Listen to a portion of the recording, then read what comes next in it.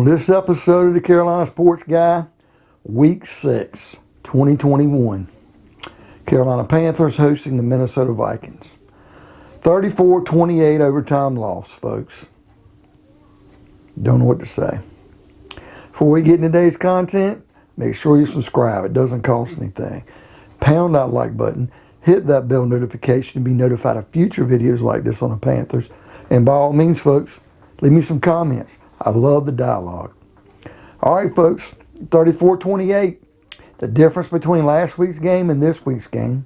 Last week's game, we had a game that we couldn't pull away. We were winning late, and the Eagles block a punt and take the lead with 2.5 minutes to go.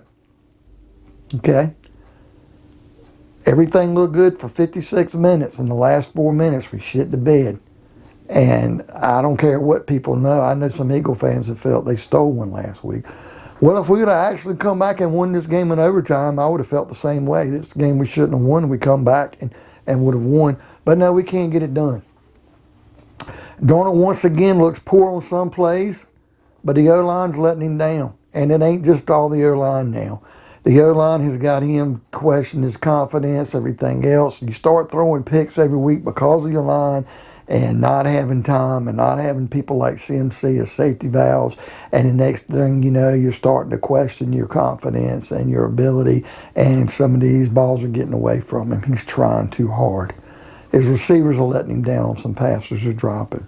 Like Anderson did last week when a completed pass would have kept the drive alive and we probably would have beat Philly.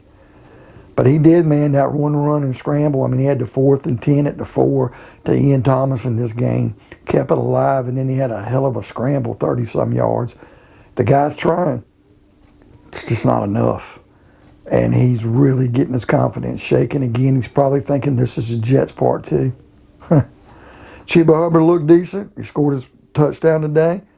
But it just ain't enough. 60-some yards rushing is, he just can't get it done. DJ Moore, he's up and down, folks. He makes some incredible catches. Caught a pass towards the end of the game that got us set up for the touchdown to tie it. But then he'll drop a play like on 3rd and 8, and he's got 9 yards, and he just drops it. And Robbie Anderson, he caught a touchdown today, but my God, how many did he drop, folks? Our run defense is starting to look below average. Something I wouldn't have thought had happened. But these last 3 weeks, they have sucked shit. The pressure on the quarterback's waning. Every game we go into, man, our offensive line's giving up more freaking sacks than our defensive line can get on theirs. Every freaking time. So we're getting out-sacked each game.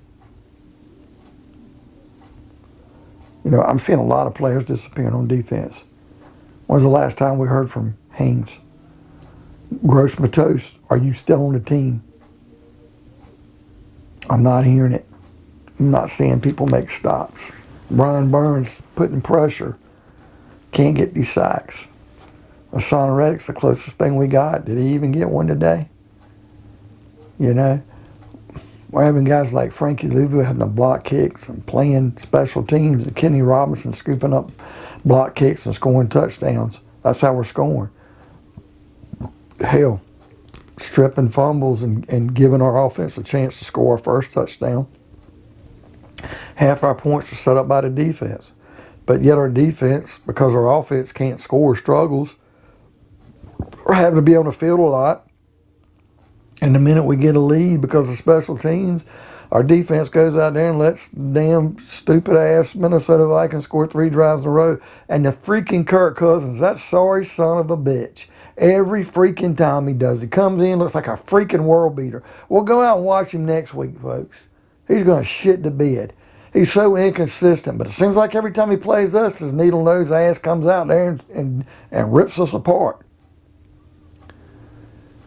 Yeah, it just kills me. But the coaches are starting to look pretty bad. Matt Rule does not have the intensity that I thought he had from last year. And I understood last year being 5-11. He didn't have the training camp. It was COVID. He was learning. They played well in all but the 2 Tampa games and the last game against New Orleans. They come out strong this year. But these last, in the Dallas game, I'm not even going to fault so much. But, man, this Philly game and Minnesota game, I know we're missing McCaffrey and Shaq Thompson. But you're starting to look like you don't know what the hell you're doing when you're coaching. We're starting to look very college-esque. You know, even if the score says that we're in every game losing by 8 and by 3 and by 6 in overtime, especially today's game, it wasn't that close. If we'd have won that game, it would have really helped because it would have made up for losing the Eagles game. Yeah, we've done dropped 2 freaking games at home to teams, if you ask me when the season started, yeah, we'll win. It'll be close, but we'll win. And we blow it. So now we got to go out here and play teams on the road we ain't got no probably chance beating and thinking we're going to compete. We're not ready. This team is not ready. And it happens every freaking preseason. It's like the damn kid in the projects at Christmas. There's a pine tree up in the middle of the floor, and there's some boxes wrapped up. And every Christmas he gets up thinking this is going to be the year he gets the bike and a new pair of jeans and country ham on the table and a G.I. Joe under the Christmas tree. And he wakes up and there's an old pair of damn tennis shoes his mom had wrapped in a damn box, an old sweatshirt that just got washed, and the same damn bologna he's been eating every day for a month. Sad. Sad. We get lied to every year. And third quarter, once again, folks, is not only we can't get any points. I mean, the only points we get today in the third quarter is off a block freaking punt. Joe Brady, you didn't have a damn thing to do with it. Your play calling is so freaking vanilla. And I know it's half and half. I know part of it, Joe Brady you can't make chicken salad out of chicken shit. And Joe Brady, they don't have an offensive line worth a freak. But they should have managed to prepare for this better. Pat Elflein wasn't a good signing. Or other guys in the draft that could have been drafted. We could have done better than this. But, you know, we don't have an explosive offense. This LSU offense, I guess he's saving these plays to the last game of the season. Merry Christmas, here comes the wins.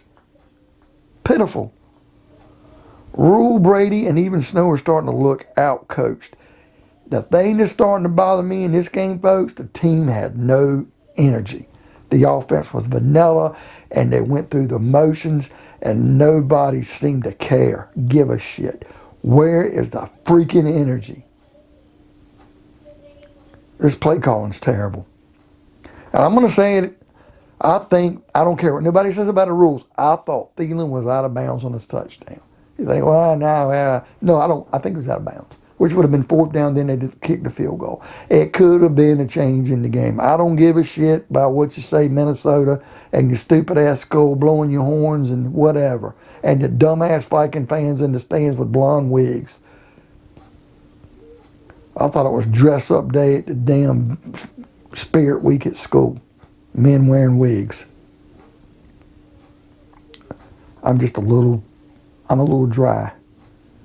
Because now, you know, when the Fox left, it was time. But I thought he did a good job. I just knew it was out. He was ready. Ron Rivera stayed too long because of the good players he had. I was so sick of his shit week in and week out. Matt Rule, I've stuck with you pretty good. But these last 2 weeks are hard to bear. The Dallas game I could understand to a point. But these last 2 weeks, giving up a game to the Eagles, playing with no energy, desire, and a play calling, and just 2 timeouts in a freaking row. The pooch punt last week, coaching's leaving a lot to be desired, Matt Rule. Joe Brady, even you, Phil Snow. You've got to do a better coaching these guys up. I don't see the energy, especially on offense. If you're an offensive lineman, you should be challenged every week when people say you look like shit. And you look like the worst offensive line in the league, and you're getting your quarterback killed. And the receivers can't get down the field, and they're frustrated. We have no running game. Hubbard's doing all he can as a rookie, but we're missing CMC, and I know he's out and we can't help it, but it looks like shit. Oh, it really did us good keeping 6 tight ends on the original initial 53-man roster. Dan Arnold's gone, and I understand we got more capital back than what we gave up. And Ian Thomas caught 1 nice pass a day, and Tommy Tremble scored on a 2-point play. Well, Lottie freaking die. Where's Giovanni Ricci and his ass, or Colin Thompson, or who else the hell's we're keeping on the practice squad as a tight end? It's pathetic. Pathetic. All right, folks. What do you think of today's video? Leave me some comments. Pound that like button. Hit that bell notification. Be notified of future videos like these. And by all means, folks, subscribe. Doesn't cost a dime. Not even a penny. And we'll see you next time on another episode of Carolina Sports Guy.